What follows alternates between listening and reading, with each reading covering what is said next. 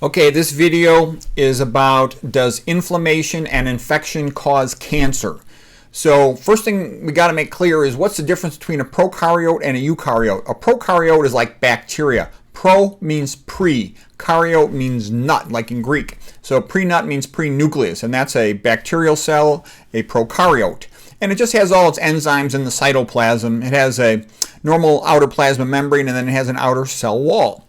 It'll use that for its proton gradients. Okay, now here's a eukaryote. This is what humans are. We're made out of eukaryote cells. So this means true nut has a true nucleus. But I want to share with you that all the high school and college biology books, they almost always get this wrong. They'll say, well, a eukaryote cell has membrane-bound organelles. The main point of a eukaryote cell, and this is a big point, is it has mitochondria. That is the defining, the important feature of a eukaryote cell, mitochondria, because that's where all the energy comes from. The only reason multicellular life exists on Earth is because eukaryote cells have mitochondria. And where does that come from? You know, many years ago, somehow the world started out with no oxygen, anaerobic, and there were bacteria that were able to live in those conditions, and then oxygen started becoming available, and then they were processed by mitochondria. The mitochondrial bacteria was ingested, so to speak, or it got inside of a anaerobic bacteria and then provided a symbiotic, meaning a mutually beneficial relationship where it would make energy for the cell that would enclose it and sort of protect it and help it to get food. And then eukaryotes have just took off from there. They sometimes call it the LUCA, last universal common ancestor. The important point to make is the defining feature of a eukaryote is mitochondria, and nothing exciting or high-level sophisticated is going to happen without mitochondria, because you need that energy to do sophisticated things. All right, and this is all about what's going on with cancer. So now we got to talk about the Warburg effect. Otto Warburg won the Nobel Prize in 1931. The guy was a German biochemistry genius. Some people think he was the best biochemist of the whole 1900s. There's, of course, a lot of other great ones. Okay, well, anyways, here's an anaerobic bacteria. Anaerobic bacteria takes glucose, runs it through glycolysis, makes it into pyruvate, then gets rid of it as lactate, and that causes lactic acid. ATE just means a deprotonated carboxylic acid. Carboxylic acids tend to be deprotonated in aqueous water solutions. So this is the typical thing. Whenever you see ATE at the end of a word, that means carboxylic acid. All right. So anyways, that's what an anaerobic bacteria does. Now here's a normal human cell, a eukaryote. It's got a mitochondria, and these can make tons more energy from glucose. Typically, you run glycolysis, you get net 2 ATP. You run oxidative phosphorylation with the mitochondria, Krebs cycle, and electron transport and all that, you'll get anywhere from 30 to 38 ATPs per molecule of glucose. The reason it's a little variable is some of that energy from the proton gradient can be used for other things, to pump other chemicals, to generate heat. Okay, but overall you can get as many as 38 ATP from it. That's a lot. Okay, so anyways, then Krebs cycle basically harvests the electrons. We talked about this in my previous lecture on Krebs cycle, and it gets rid of CO2 as a waste product. So humans make CO2 as a waste product. All right, and now let's talk about a cancer cell. In a cancer cell, the mitochondria is damaged, meaning especially the electron transport, oxidative phosphorylation for making ATP, that's the damaged part. So what happens? And this is the key point of this whole talk. The human cell that has become cancerous now becomes like the anaerobic bacteria cell. This is a key point. All understanding of cancer necessitates that you get this point, okay? The damaged cancer cell no longer functions like a normal human cell. Its biochemistry now mimics an anaerobic bacteria. And some interesting things happen. First of all, its pyruvate is metabolized to lactate. And it'll pump that out of the cell, and it'll cause lactic acidosis around the cell. That lactic acidosis helps to give the cancer cell an advantage over the adjacent cells. This is part of the tumor milieu, meaning the surrounding extracellular matrix around the cancer cell. So an acidotic milieu favors cancer, and that's going to have effect on treatment decisions. A lactic acid pumped out causing an acidotic tumor milieu favors the cancer's growth over the adjacent cells. All right, now the inside of the mitochondria, in the matrix, we're not talking about electron transport oxphos. That's messed up because there's no oxygen, or there's a severe deficiency of oxygen. Okay, now the the Krebs cycle will go in reverse. And this is used now to make stuff. Instead of CO2 being expelled as a waste product, CO2 is taken in and incorporated to make more molecules. In addition, the most abundant amino acid is glutamine, and glutamine uptake into the cell will be increased. The cell will have increased transport channels for glucose, like glucose type 1 transport channels, and it'll have increased uptake receptors for glutamine. And this amino acid will be used to help generate intermediates for the reverse Krebs cycle. So the key point, though, is when you're only burning glucose to pyruvate through glycolysis, I have a previous lecture on glycolysis, you're only getting 2 ATP. That's hardly anything. That's at least 15 times less than what is obtained with oxidative phosphorylation on the inner mitochondrial membrane here. You know, the proton gradient, ATP synthase, harvests the hydrogen proton to then make ATP. So the point is, cancer cell has to burn tons and tons of glucose. It'll have lots of glucose receptors on here in order to generate enough energy to survive and to grow. And now we're going to talk about why does it do this.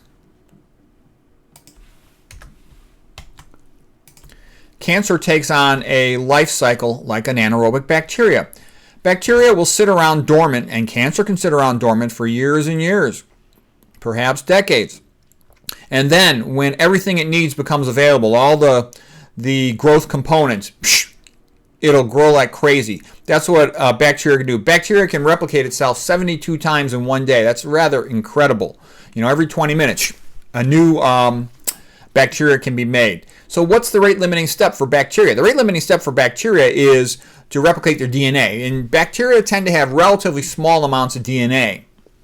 And that's because it's the rate limiting step. You got to make all those DNA base pairs, and that slows down replication. Whereas a human cell's got tons more DNA. So a bacterial cell, let's say it has 10,000 base pairs. It might have about 10 million, about the most it'll have.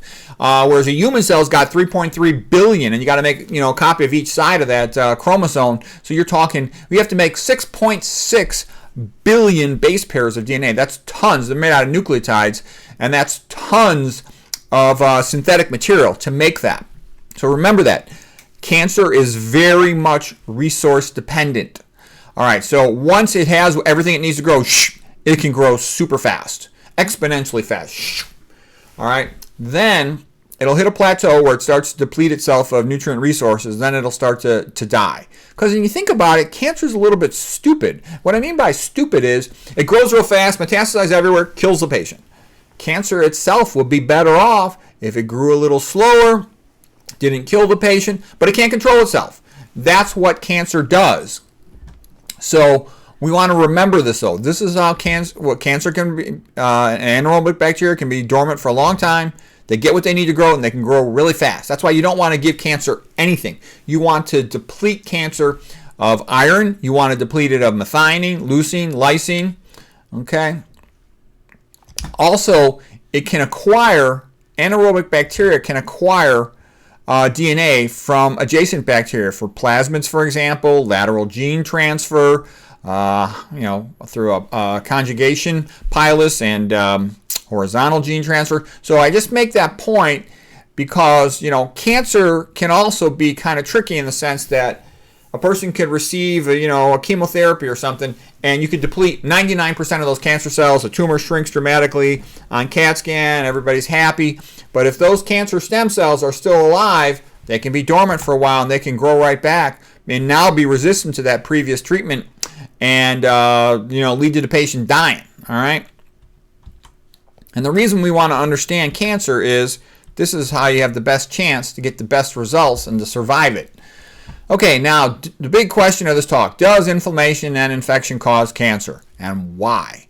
By the way, you always want to try to understand why when it's possible because it helps you to make more intelligent decisions. Okay, it's like when I train residents how to do procedures, I always ask them, why do you do this? Why do you do this? Why do you do this? And some people think I'm being a little annoying. Why do I do it? The reason is, I've done many thousands and thousands of medical procedures, just that you run into surprises. And if you understand why you do every single thing and what each piece of equipment is good for or not good for, you can just work around the problem, okay? And so that's what I'm trying to do, is to help a person who wants to survive cancer, is to understand it so you can see what the workarounds are and you can understand what cancer does and you can have a better idea of how to prevent it. So here's some things that cause inflammation. Asbestos, that's an ingested foreign body. It'll go in the lungs and there'll be an inflammatory reaction around it. Silicosis is kind of a similar concept. This is a little bit different. Moldy peanut butter will have aflatoxin, and that can lead to liver cancer. That's sort of a big thing from T. Colin Campbell's research. We'll briefly talk about hiatal hernia causing GERD, gastroesophageal reflux disease, Barrett's esophagus, esophageal cancer. And by the way, what causes hiatal hernia?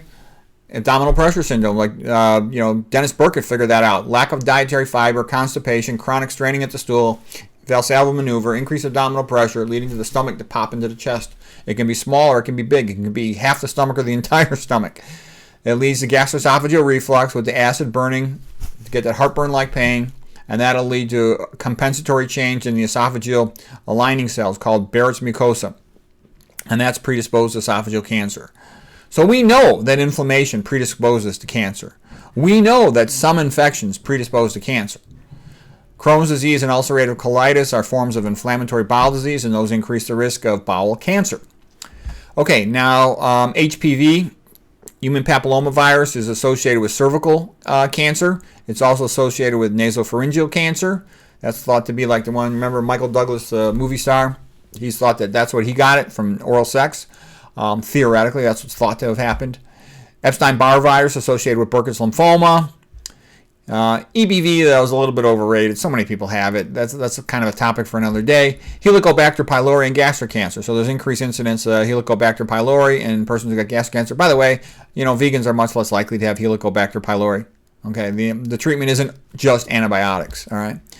Okay, hepatitis B virus, HBV, hepatitis C virus, HCV, increased incidence of liver cancer. I'm going to tie all this together. The goal of this talk is to make sense out of all this stuff. All right. HPV, we talked about that being associated with cervical cancer. Schistosoma, causing chronic inflammation of the urinary bladder, leading to bladder cancer. Bovine leukemia virus can potentially cause cancer. All right, so now Otto Warburg knew back in his day, like the 1920s, there were a lot of different things associated with causing cancer. But what Otto Warburg figured out, he's the PhD Nobel Prize winner from 1931, he figured out there's only one primary cause. Lots of secondary causes, but only one primary cause. So the real question is, how can we tie all this together to one cause? Here's what Otto Warburg says. The primary cause of cancer is the change from glucose metabolism with oxygen, like eukaryote cells, human cells, to anaerobic fermentation, to lactate, like an anaerobic bacteria. And that's my point, why I said cancer is transformation of a human cell to becoming like a bacterial cell. Trust me, if you get that, tons of things about cancer will become more clear to you. Cancer grows in oxygen-deprived tissue. All right, this is in red, and it's in large letters because this is like one of the most important points of this whole talk. Cancer grows in oxygen-deprived tissue. That's the Warburg effect, named after him. The W's are often pronounced like V's. The Warburg effect is cancer grows in oxygen-deprived tissue. Warburg showed if he deprived a cell of 35% of its oxygen, they would, many of the cells will die, but some of the cells will turn into cancer. So oxygen-deprived tissue will turn into cancer sometimes. So you don't want your tissue oxygen-deprived. Now, here is asbestos. So this is the trachea. This is the left mainstem bronchus. Some asbestos fiber is accidentally inhaled. The asbestos fiber comes into the lung, and it's a foreign body, so the immune system forms an inflammatory response to it. Inflammation starts out being a hot disease, so to speak, and then collagen, which is fibrous tissue, scar tissue, is laid down around it, fibrosis, and that walls off the foreign body to try to prevent it from causing more trouble.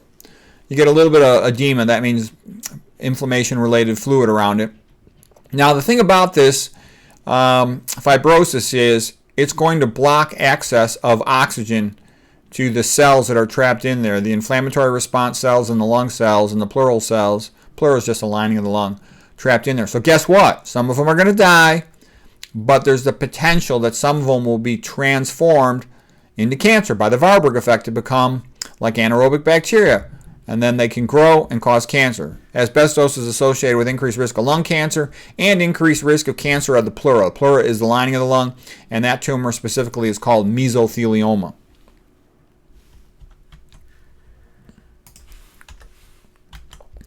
Now we're going to show, here's an example of what will happen in the liver. Here's a nice normal liver, healthy liver tissue doing the job of a liver. And then the person keeps eating too much high-fat food and they get non-alcohol fatty liver. We'll just call it fatty liver up here. The fatty liver can become inflamed, and that's NASH, non-alcohol steato, meaning fat, hepatitis, liver inflammation. And these little gray lines are increased collagen being laid down and fibrosis. And that'll progress till it's really bad, and then it becomes called cirrhosis. Cirrhosis is characterized by nodular bumps on the surface of the liver. And all this fibrous tissue is depleting the liver cells of oxygen, and guess what? You can get a cancer. Now, I realize with infections there's potentially genetic changes as well related to the infecting particle, but the point I'm making is Warburg had incredible insight back in the 1920s that lots of things can lead to ischemia of a cell with subsequent transformation of some of those cells to cancer. So remember that. And we can do a lot of things with our diet and our lifestyle to avoid having our cells be ischemic for prolonged amounts of time, especially like more than 48 hours. Number one, by avoiding diabetes and hypertension, by eating a low-fat diet and a low-sodium diet, we'll have much better oxygenation of our tissues. By avoiding routinely eating high-fat meals, we'll get better oxygenation of our tissues. Okay? All right, that's it for this talk. I'll go with more pathophysiology, cancer, and other talks and help you to develop a deep understanding of it.